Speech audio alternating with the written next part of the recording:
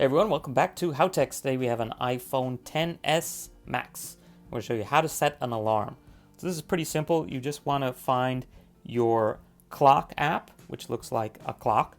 Click on that and then you can see that you have a couple tabs here: world clock, alarm, bedtime, stopwatch, and timer. These guys are obviously self-explanatory. We're focusing on alarms here. So we have no default alarms in this phone, but you can add one very simply by going to the plus sign here in the top and now selecting the time. So let's have it go off at 9:50 p.m. and you can choose if you want it to repeat on certain days of the week. So maybe Monday, Wednesday, Friday, and if you just go back, it's saved in there now. Monday, Wednesday, Friday. You can set the label. So if you want to call it like, wake up or go to the gym or pick up the kid, you can set a specific label. You can choose the sound, so you can choose from the ringtones already in the phone, and you can also go to the tone store, or you can actually pick a song from your song library. That's actually pretty cool. And you can also set the vibration pattern.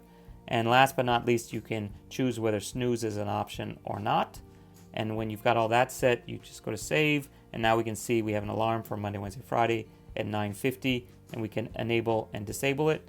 And you can always add another one if you want.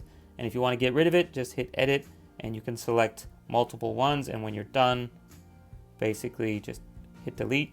And now we're back up to the top and we have 0 alarms in here.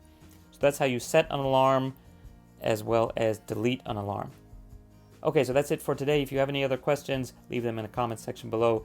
Definitely give us a thumbs up and consider subscribing. And check out our other how-to videos for the Apple iPhone XS Max as well as the XS here on Howtechs. Bye. Today we have an iPhone XS Max. I'm going to show you how to insert and remove SIM cards. As you can see, we have 2 SIM cards, and this is the Hong Kong edition of the phone.